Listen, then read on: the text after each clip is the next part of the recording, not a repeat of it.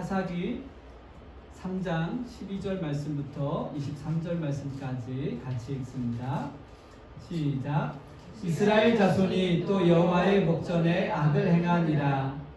이스라엘 자손이 여호와의 목전에 악을 행함으로 여호와께서 모압 왕 에글론을 강성하게 하사 그들을 대적하게 하시매 에글론이 암몬과 아말렉 자손들을 모아 가지고 와서 이스라엘을 쳐서 종려나무 성읍을 점령한지라.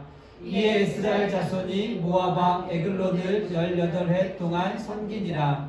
이스라엘 자손이 여호와께 부르짖음에 여호와께서 그들을 위하여 한 구원자를 세우셨으니 그는 곧 베냐민 사람 게라의 아들 왼손잡이 에훗이라. 이스라엘 자손이 그를 통하여 모압 왕 에글론에게 공물을 바칠 때에 에훗이 길이가 한 규빗 되는 좌우에 날선 칼을 만들어 그의 오른쪽 허벅지 옷 속에 차고 공물을 모압 왕 에글론에게 바쳤는데 에글론은 매우 비둔한 자였더라. 에훗이 공물을 바치기를 마친 후에 공물을 메고 온 자들을 보내고 자기는 길갈 근처 돌들은 돌아와서 이르되 왕이여 내가 은밀한 일을 왕에게 아뢰려 하나이다 하니 왕이 명령하여 조용히 하라 하매 모셔서 선 자들이 다 물러간지라. 에훗이 그에게로 들어가니 왕은 서늘한 다락방에 홀로 앉아있는 중이라. 에훗이 이르되 내가 하나님의 명령을 받들어 왕에게 아랠 일이 있나이다 하매 왕이 그의 좌석에서 일어나니 에훗이 왼손을 뻗쳐 그의 오른쪽 허벅지 위에서 칼을 빼어 왕의 몸을 찌르매 칼자루도 나를 따라 들어가서 그의 나갔고 그가 칼을 그의 몸에서 빼내지 아니하였으므로 기름이 칼날에 엉겼더라. 에훗이 현관에 나와서 다락들을 잠그니라. 아멘. 저는 오늘 사사 에훗이라는 제목으로 여러분들과 함께 말씀을 나누겠습니다. 이스라엘의 첫 번째 사사였던 운니엘은 그의 이름의 뜻은 하나님의 사자, 하나님의 메신저라는 그러한 의미를 갖고 있습니다. 이 운니엘이 이스라엘 가운데 있을 때는 이스라엘이 평온하여서 80년 동안은 아주 평화롭게 잘 살았습니다. 그런데 문제는 이 운니엘이 죽고 나면서부터 이스라엘 백성들은 과거로 돌아갔습니다. 과거의 모습으로 되돌아간 이스라엘 백성들은 하나님 앞에 악을 행하였습니다. 그래서 오늘 말씀을 보니까 하나님께서 모압 왕 에글론을 장성하게 하셔서 이스라엘 백성들에게 고통을 가져다 주셨습니다.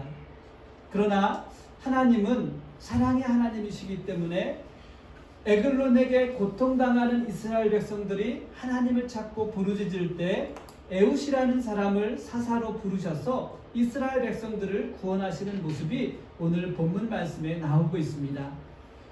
오늘 사사 에훗의 모습을 통해서 저와 여러분들이 함께 은혜를 받게 되기를 주님의 이름으로 축복합니다. 이 사사기 말씀에 보면 늘 새로운 사사가 등장할 때마다 반복되는 단어, 문장이 있습니다. 그것은 이스라엘 백성들이 여호와 앞에 악을 행하였더라 라고 말씀하고 있습니다. 오늘 말씀에도 이 말씀이 2번 반복되고 있습니다. 악을 행했다라는 것은 한 번 악을 행했다라는 그러한 의미가 아닙니다. 악을 행했다라는 것은 2가지 의미가 있습니다. 첫 번째는 악을 행하는 것이 점점 늘어난다라는 것입니다. 점진적으로 악을 행하는 것들이 커지고 있다라는 것입니다. 한국 속담에 바늘도둑이 소도둑이 된다라는 그러한 속담이 있는 것처럼 이스라엘 백성들이 처음에 하나님 앞에 악을 행하였던 것은 작은 것이었습니다. 그러나 그들이 하나님의 은혜를 잊고 과거로 돌아가면 더 큰 악을 하나님 앞에 저지르는 그러한 일들을 했습니다. 그리고 2번째 의미는 악을 행하는 것이 점점 계속되어진다는 것입니다. 한 번 행했던 것 2번 행하고요. 2번 행했던 것이 4번 행하고 점점 그 악이 지속되어져 가고 있다는 것입니다. 아버지가 지은 죄가 아들의 때에는 더 큰 죄로 그들의 삶 가운데 자리 잡게 되었다는 것입니다. 즉 악의 정도가 점점 시간이 지나면 지날수록 심해진다는 것입니다. 하나님 보시기에 이스라엘 자손의 죄가 갈수록 심해지고 있다는 것을 말씀해 주고 있습니다. 이스라엘 백성들의 삶 가운데 죄가 끊어지지 아니하고 하나님의 심판을 받았음에도 불구하고 죄가 끊어지지 아니하고 이스라엘 백성들의 삶 가운데 점점 악이 깊어지고 있다는 것을 말하고 있습니다. 이스라엘 백성들은 그들의 삶 속에서 죄를 되풀이하면서 점차 이방인처럼 되어버렸습니다. 하나님께 선택받은 하나님의 약속을 잡고 있는 그러한 사람이었음에도 불구하고 그들의 삶 속에 죄가 만연했을 때 그들은 하나님의 약속이 없는 이방인들처럼 되어버렸다는 것입니다.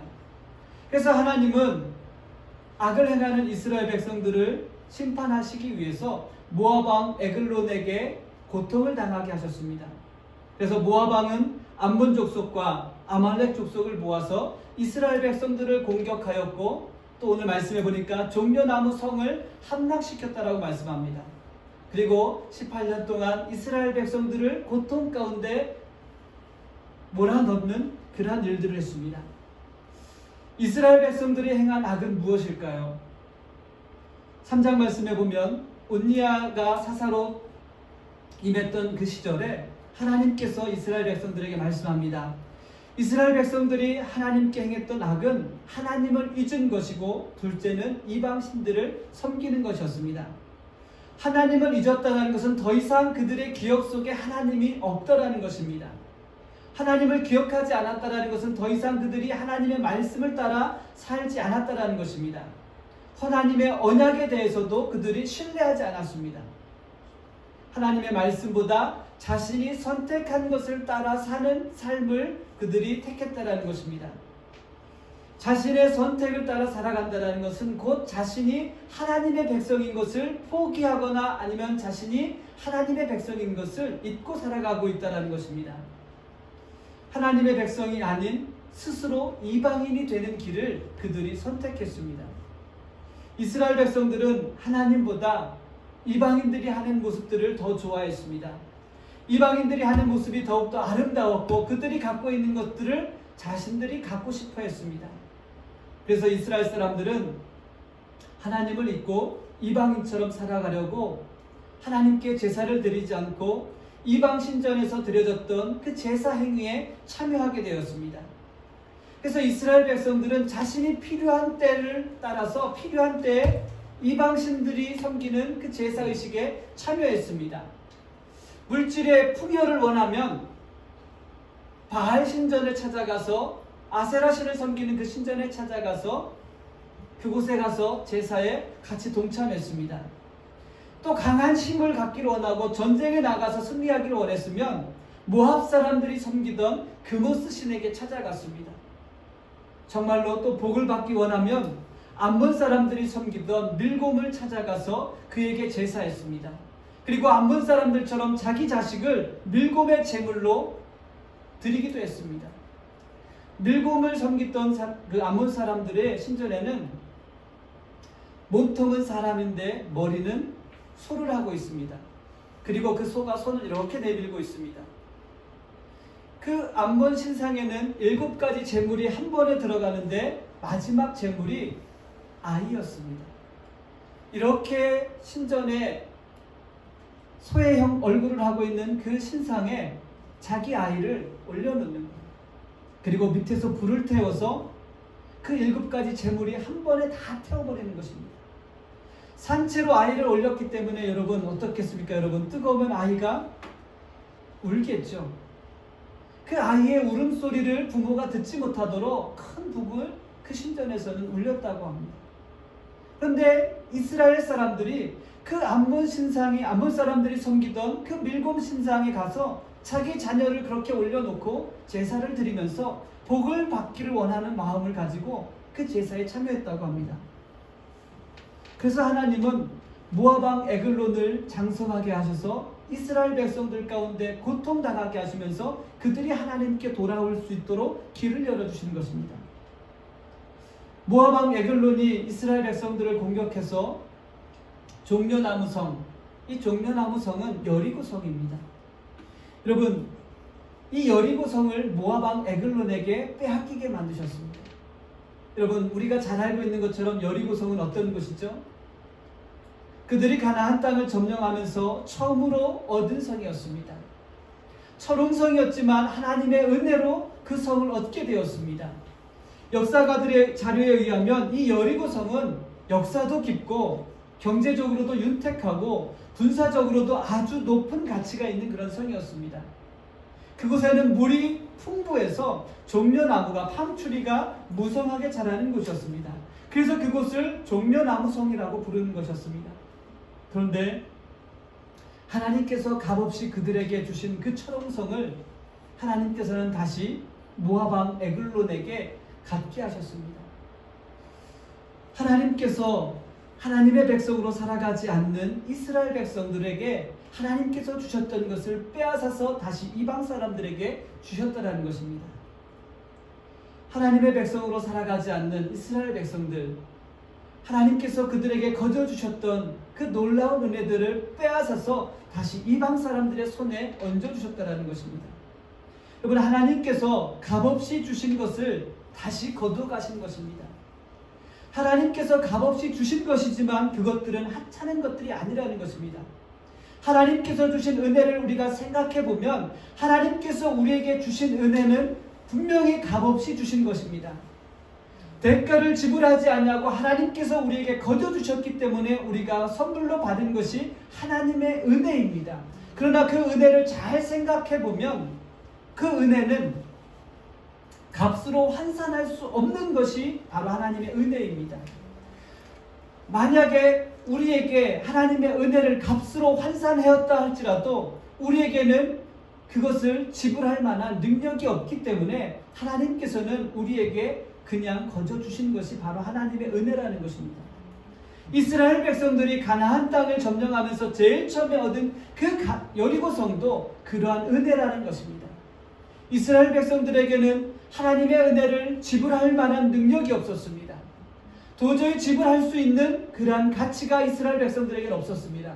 그래서 하나님께서는 그들에게 값을 지불하라고 요구하시지 않냐고 그냥 선물로 주시는 것입니다.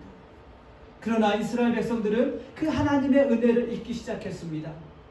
하나님의 은혜를 선택하지 않냐고, 은혜를 택하지 않냐고 자신들의 필요를 따라 이방신들을 찾아갔습니다. 풍요를 원하면 바알신을 찾아갔습니다. 전쟁에 나가서 승리하기를 원하면 그모스 신을 찾아갔습니다. 정말로 내가 복받기 원합니다 하면서 암몬 사람들이 섬기던 밀곰을 찾아갔습니다. 하나님을 버리고 자신들이 필요한 대로 원하는 대로 자신들의 입맛 따라 이방신들을 찾아갔다라는 것입니다. 그러나 그럼에도 불구하고 하나님은 이스라엘 백성들이 하나님을 찾을 때마다 사사를 보내셨고 그들을 구원하신 줄 믿습니다. 하나님은 참 좋으신 하나님이십니다. 하나님은 참 사랑이 많으신 하나님이십니다. 하나님은 참 자비로우신 하나님이십니다. 사랑하는 성도 여러분, 하나님의 은혜를 우리가 기억하며 하나님만을 섬길 수 있는 그런 믿음의 성도들이 되시기를 주님의 이름으로 축복합니다. 우리가 필요한 것이 생길 때마다 이스라엘 사람들처럼 그 필요를 찾아가는 것이 아니고 모든 것이 하나님께 있음을 믿고 하나님만을 섬길 수 있는 은혜가 있기를 주님의 이름으로 축복합니다. 하나님께서 그들에게 베푸신 은혜를 보십시오. 여리고성을 함락할 때 하나님은 그들보다 앞서가셔서 이스라엘 사람들을 위해서 싸우셨습니다. 그들에게 필요한 것들이 있을 때 늘 하나님께서는 변함없이 공급해 주셨습니다. 그리고 아브라함에게 약속하셨던 것처럼 하나님께서는 그 약속을 잊지 아니하시고 축복이 이스라엘 백성들 가운데 임할 수 있도록 인도하시며 그 약속들을 지켜가셨습니다. 그러나 이스라엘 사람들은 그 모든 것을 잊고 하나님을 버리고 자신이 필요한 대로 입맛대로 찾아다니는 그런 어리석은 삶을 살았습니다. 오늘 우리가 함께 깨닫기 원하는 것은 하나님 한 분이면 모든 것이 가능하다는, 하나님 한 분이면 만족할 수 있는 그런 은혜가 저와 여러분 가운데 있기를 주님의 이름으로 축복합니다. 사랑이 많으신 하나님께서 모압 왕에게 고통당하고 있을 때 이스라엘 백성들이 하나님께 부르짖습니다. 하나님, 우리가 너무나 힘들고 어리석었습니다. 그때 하나님은 이스라엘 백성들을 구원하시기 위해서 에웃이라는 사람을 사사로 부르셨습니다. 그리고 그에게 명령하였습니다. 이 에웃은 어떤 사람인가 하면 그는 베냐민 지파의 게라의 아들이었습니다. 그리고 이 에웃의 특징이 있었는데 이 에웃은 왼손잡이였습니다. 왼손잡이. 혹시 여기 왼손잡이 계신가요? 없으시니까 제가 편하게 말씀하겠습니다. 이 베냐민이라는 이름의 뜻은 오른손의 아들이라는 그러한 의미를 갖고 있습니다. 성경에서 오른손은 주로 힘과 능력을 상징하며 때로는 축복을 가져오는 의미로 사용되어집니다. 또는 이 오른쪽은 좋은 것. 그래서 예수님께서도 마태복음 25장 33절 말씀에 보면 양과 염소를 구별해서 양은 오른편에, 그러니까 양은 좋은 쪽이라는 거예요. 그리고 염소는 왼편에 두겠다라고 말씀하셨습니다. 이것은 마지막 때 예수님께서 분명히 양과 염소를 구별해서 양은 내 오른편에, 염소는 왼편에 두시겠다라고 말씀하신 것입니다. 그래서 오른쪽은 성경에서 의미할 때 항상 좋은 것, 아니면 특별히 또 이 오른손이 하나님과 함께 사용되어질 때, 하나님의 오른손 하면은 하나님의 능력과 하나님께서 구원하시기 위해서 베푸시는 그 능력, 아니면 구원을 베푸시기 위해서 행하는 모든 행위를 말할 때 하나님의 오른손이라고 이렇게 표현을 합니다. 그러니까 온갖 좋은 거는 다 이 오른쪽에 있는 거예요. 힘과 능력과 권세가 하나님 손에 있기 때문에 하나님께서 오른손을 들고 하나님께서 오른손을 펴시면 하나님의 백성들을 구원하시고 하나님의 백성들을 축복하시는 그러한 의미를 담고 있습니다. 그런데 야곱이 요셉을 잃어버린 후에 얻은 막내 아들이 베냐민이었습니다. 이 베냐민은 라헬이 낳은 막내 아들이었는데 그만 라헬이 이 베냐민을 낳다가 죽게 되었습니다. 자신이 낳은 아들을 보면서 라헬이 내 슬픔의 아들이라는 의미로 베노니라라고 이름을 지었습니다. 엄마가 아이를 낳아놓고 죽으면서 그 아들을 볼 때 여러분 얼마나 슬프겠습니까? 모유 한번 주지 못하고 좋은 옷 한번 지어서 입혀보지 못하고 죽어야 하는 그 엄마의 모습을 한번, 그 엄마의 심정을 한번 생각해 보십시오. 얼마나 슬펐겠습니까? 그리고 그 아들은 얼마나 더 슬프겠습니까? 그런데 야곱은 그의 이름을 바꿔놓습니다. 오른손의 아들이라는 의미로 베냐민이라고 창세기 35장 18절 말씀에 그렇게 이름을 바꿔 부르게 되었습니다. 야곱이 라헬을 얼마나 사랑했고 또 라헬이 낳은 그 막내 아들 베냐민을 사랑하고 축복했는지를 우리가 알 수 있습니다. 훗날에 또 야곱은 요셉이 애굽 땅에 정착하였을 때 그의 가족이 모두 이주하고 살다가 자신의 임종을 앞두고 이 베냐민을 축복했습니다. 12아들을 불러놓고 오른손을 얹어서 이렇게 축복하면서 베냐민을 향해서 이렇게 축복했습니다. 물어뜯는 일이라고 그렇게 이 베냐민을 축복했습니다. 그래서 훗날에 이 베냐민 지파에서는 야곱의 축복대로 많은 용사들이 나왔습니다. 오늘날로 말하면 군인들, 장군들이 많이 나왔습니다. 그래서 역대상 12장 말씀에 보면 다윗을 위해서 모였던 사람들 중에는 이 베냐민 지파 사람들이 참 많았어요.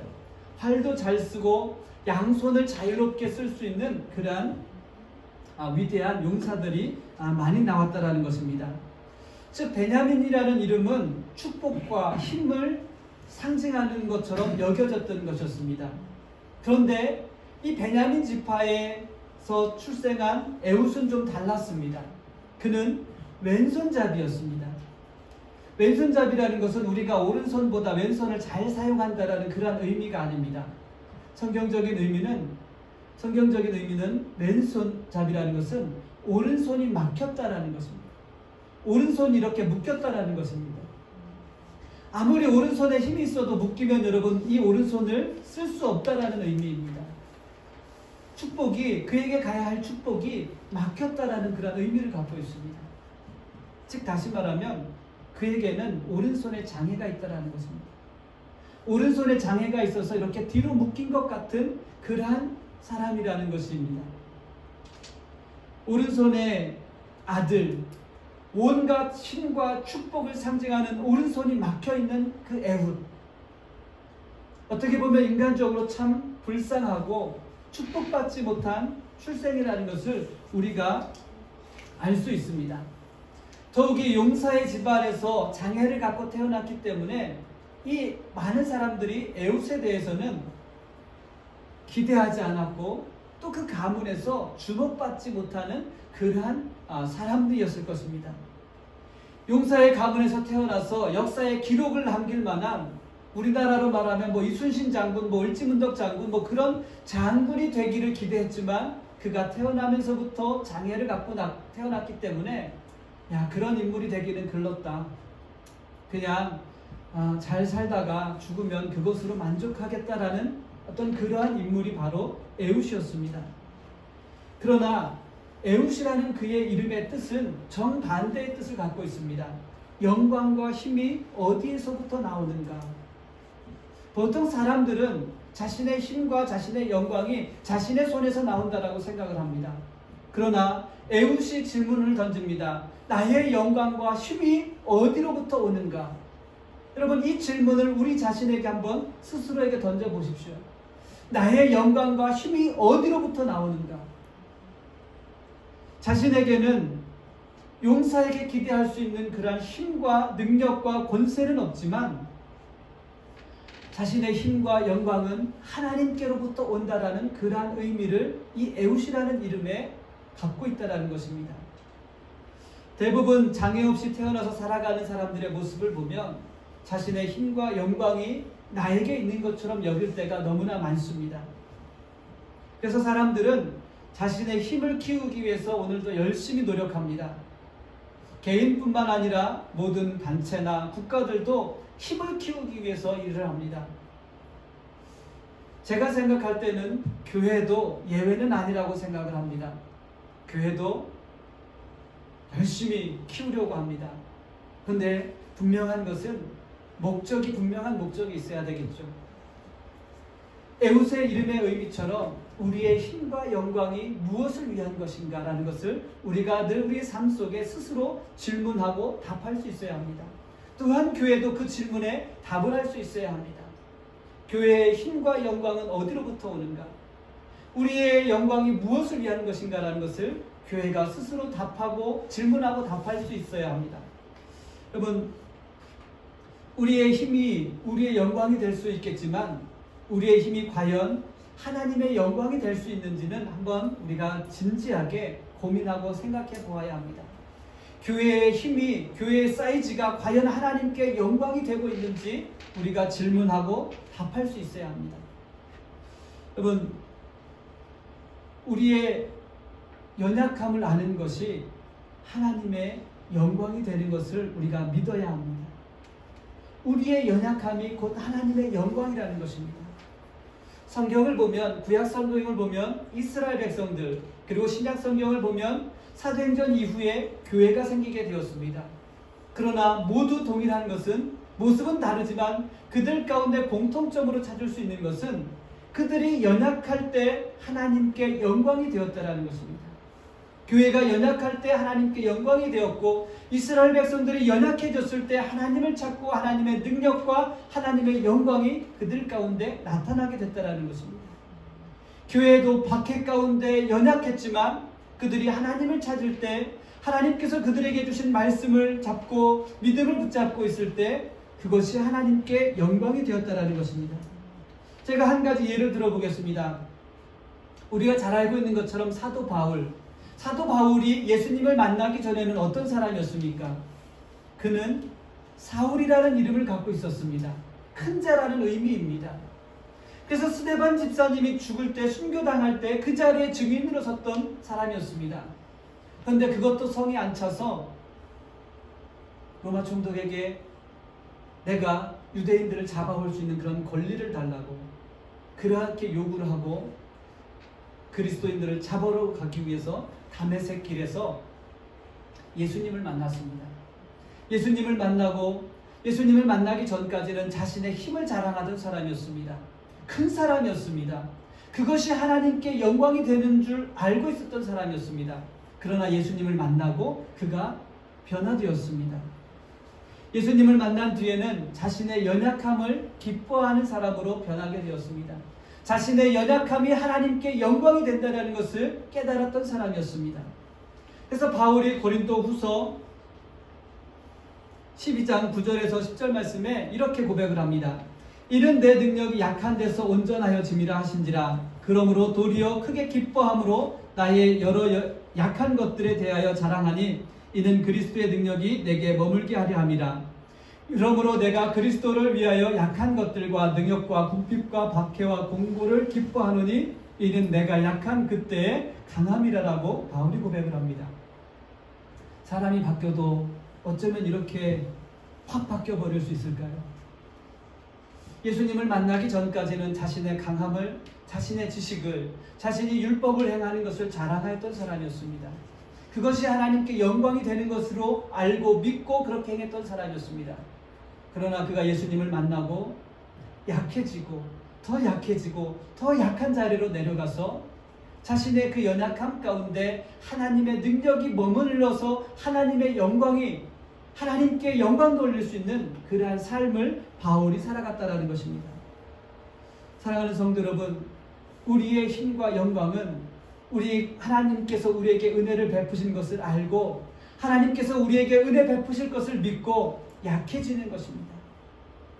우리의 영광은 내가 연약할 때 하나님의 능력이 우리의 연약함 가운데 머물므로 인하여서 그 하나님의 영광이 나타나게 될 줄 믿습니다. 사랑하는 성도 여러분, 우리의 모습이 장애를 갖고 있었던 에훗처럼 연약하고 제한된 능력을 갖고 있을지라도 에훗과 바울처럼 하나님과 동행하는 길을 선택할 수 있게 되기를 주님의 이름으로 축복합니다. 우리가 연약해서 필요한 것이 많을지라도 바울처럼 에훗처럼 하나님과 동행하는 길을 택할 때 우리의 그 연약함 가운데 하나님의 능력이 임하게 될 줄 믿습니다. 세상은 강한 자와 동행하기를 원합니다. 강한 나라와 동맹을 맺기를 원합니다. 그렇죠? 그러나 하나님은 반대입니다. 하나님은 강한 자와 동행하는 것이 아니라 하나님은 연약한 자와 동행을 하십니다. 하나님은 연약했던 바울처럼 하나님의 은혜를 알고 하나님을 의지할 줄 아는 자와 동행하고 계신다는 것입니다. 하나님의 은혜가 우리의 연약함 가운데 임할 수 있도록 예비되어 있는 것을 믿고 연약한 자리로, 약한 자리로 스스로 내려갈 수 있는 바울과 같은 믿음과 은혜가 저와 여러분 가운데 있기를 주님의 이름으로 축복합니다. 우리가 연약해지지만, 우리가 한없이 부족해지지만 그것 가운데 하나님의 풍성한 은혜가 임하여서 하나님의 영광을 드러내게 하실 줄 믿습니다. 세 번째로 에훗의 그 부끄러움을 하나님께서는 영광이 되게 하셨습니다. 에훗의 신체적 장애는 분명히 그에게 단점이었습니다. 더욱이 그는 용사의 가문에서 태어났기 때문에 그의 단점은 사람들에게 더 부각되었을 것입니다. 그러기에 에훗이 사사가 되었을 때 사람들은 아마 별로 기대하지 않았을 거예요. 사사라면 전쟁에 나아가서 우리를 위해서 용감하게 싸워줘야 하는데 저 오른손에 장애를 갖고 있는 사람, 오른손이 묶여있는 저 사람이 우리를 위해서 어떻게 싸울 수 있을까? 기대 반, 의심 반, 여러 가지 생각들이 아마 이스라엘 백성들이 갖고 있었을 것입니다. 그러나 하나님은 에훗의 단점까지도 사용하셔서 하나님의 영광이 되게 하신 줄 믿습니다. 오늘 말씀을 보니까 에훗이 모압 왕 에글론에게 공물을 바치기 위해서 갑니다. 그런데 갈 때 그냥 가지 아니하고 자신의 오른쪽 허벅지에 한 규빗 되는 칼을 숨겨가지고 갑니다. 한 규빗 하면 대략 여기서 이 정도 되는 거예요. 그러니까 허벅지에 딱 숨기면 제가 좀 다리가 짧아서 그렇지만 충분히 숨길 수 있겠죠. 보통 오른손을 사용하는 사람은 칼을 어디에 찹니까? 왼쪽에 찹니다. 왼쪽에. 그래서 이렇게 쫙 뽑잖아요. 근데 에훗은 왼손잡이였으니까 오른쪽 허벅지에 숨긴 것입니다. 오른쪽 허벅지에 숨기고 공물을 바치러 모압 왕에게 갑니다. 공물을 바치고 같이 온 사람, 같이 왔던 일행들을 다 돌려보내고 모압 왕에게 이야기합니다. 내가 하나님께서 말씀하신 것이 있는데 은밀하게 당신에게 이야기해야 합니다. 한번 생각을 해보십시오. 양손을 자유롭게 사용할 수 있었던 용사라면 모압 왕을 지켰던 경비대들이 의심했을 거예요. 그러나 한 손이 묶여있는 에훗이었기에 아무 의심하지 아니하고 심지어 왕조차도 의심하지 않고 왕의 자리로 들어갈 수 있는 그런 기회를 얻게 되었습니다. 아무도 의심하지 않았기에 이 에훗은 모압 왕 에글론에게 가서 하나님께서 마치 무슨 비밀을 말씀하시는 것처럼 말씀하시는 척, 말하는 척 하면서 자신의 숨겨왔던 오른쪽 허벅지에 숨겼던 칼을 빼어서 모압 왕 에글론을 암살하는 그러한 일을 벌입니다. 아무도 기대하지 않았고 아무도 예측할 수 없던 일들이었습니다. 이처럼 하나님의 손에 붙들리면 쓰임받지 못할 사람이 없다라는 것입니다. 우리는 우리의 연약함 때문에, 우리의 단점 때문에 때로는 비관할 때가 있습니다. 때로는 하나님의 일에 주저할 때가 있습니다. 그러나 하나님은 우리의 어떤 단점이나 연약함마저도 하나님께서 사용하실 수 있습니다. 여러분의 부족한 부분에 하나님의 권능이 임하기를 이 시간 주님의 이름으로 축복합니다. 하나님의 영이 여러분에게 임할 수 있도록 여러분 같이 기도하십시오. 하나님의 영이 임하였던 12명의 사사들을 보면 참 다양합니다. 특별히 에훗이라는 이 사사는 장애를 갖고 있었던 사람이었습니다. 그러나 하나님의 영이 그에게 임하였을 때 하나님은 그를 사사로 사용하셨고 강한 용사로 사용하였습니다. 하나님의 영이 임했다는 것은 마치 옷으로 이렇게 감쌌다라는 거예요.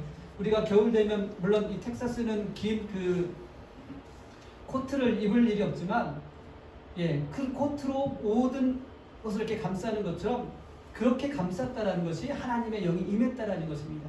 우리가 생각할 때 뭐 하나님의 영이 임했다면 머리 위에 뭔가가 이렇게 나타나는 것처럼 이렇게 상상을 하잖아요. 근데 하나님의 영이 임했다라는 것은 따스하게 이렇게 감싸주셨다는 거예요.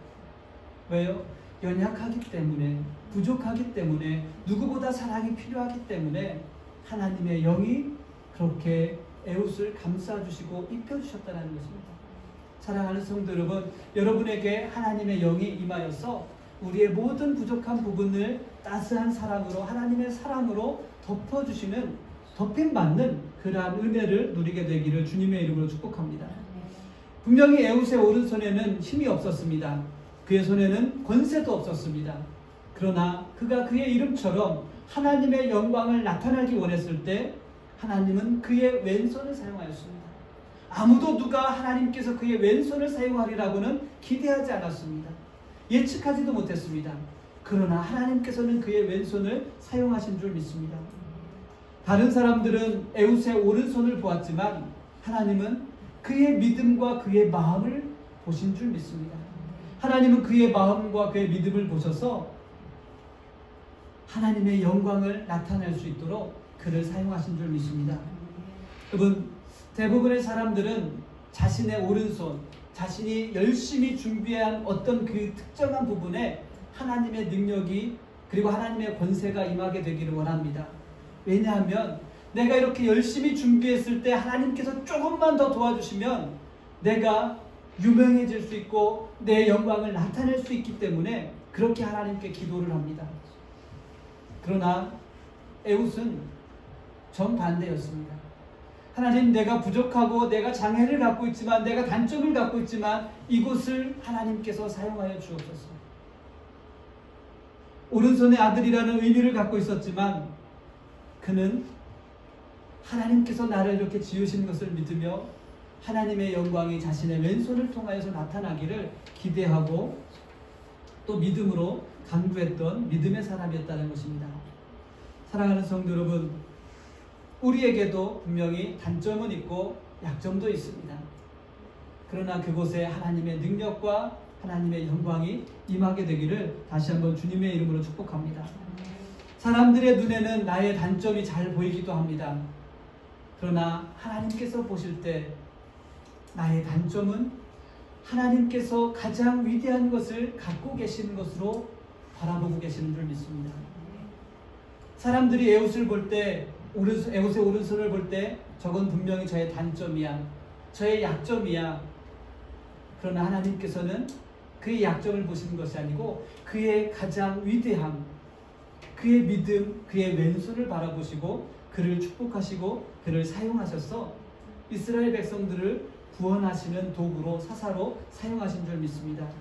사랑하는 성도 여러분, 하나님의 백성을 구원하시기 위해서 에웃의 그 부끄러움도 사용하셨던 것처럼 하나님께서는 우리들의 단점도 약점도 사용하실 수 있는 하나님이신 줄 믿습니다. 또 하나님의 능력이 있는 줄 믿습니다. 하나님의 영광을 위해서 여러분 모두가 에웃처럼 준비되어 있는 믿음의 성도들이 되시기를 주님의 이름으로 축복합니다. 시간 우리 같이 기도하겠습니다.